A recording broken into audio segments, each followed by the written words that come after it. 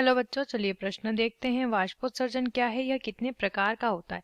आइए जानते हैं यहाँ पे हमारे प्रश्न की मुख्य अवधारणा। यहाँ लिखेंगे मुख्य अवधारणा। हमारे प्रश्न की मुख्य अवधारणा यहाँ पर संबंधित है, हमें बताना है वाष्पोत्सर्जन के बारे में। वाष्पोत्सर्जन के बारे में बताना है। देखिए, वाष्पोत्सर्जन पौधे में होने वाली एक नियमित प्रक्रिया होती है, जिस प्रक्रिया के अंदर क्या होता है, पौधे की जो पत्तियां होती है उस पत्ती पर रंध्र पाए जाते हैं, या फिर पौधे के जो वायवीय भाग होते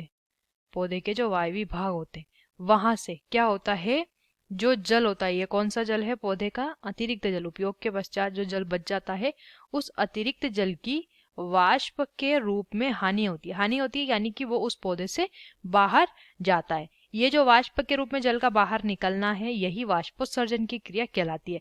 अब यह कितने प्रकार का होता है? तो इस वाष्पोत्सर्जन के जो प्रकार होते हैं वो 3 प्रकार होते हैं। कौन कौन से होते हैं? पहला प्रकार कौन सा होता है? रंध्रीय वाष्पोत्सर्जन। रंध्रीय वाष्पोत्सर्जन। तो रंध्रीय वाष्पोत्सर्जन के अंदर रंध्र द्वारा जल वाष्प के रूप में पौधे से बाहर निकलता है। दूसरा प्रकार यहाँ पे क्या होता है? उपत्वचीय वाष्पोत्सर्जन। उपत्वचीय वाष्पोत्सर्जन। उपत्वचीय वाष्पोत्सर्जन में क्या होता है, जो जल होता है वो पौधे की उपत्वचा से बाहर निकलता है। और तीसरा प्रकार यहाँ पे होता है वातरंध्रीय वाष्पोत्सर्जन। वातरंध्रीय वाष्पोत्सर्जन।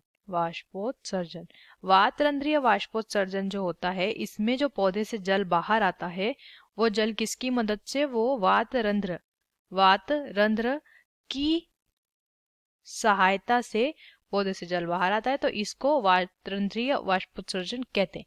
यह इसके 3 प्रकार। आशा करते हैं आपको इस प्रश्न का उत्तर समझ आया होगा। धन्यवाद।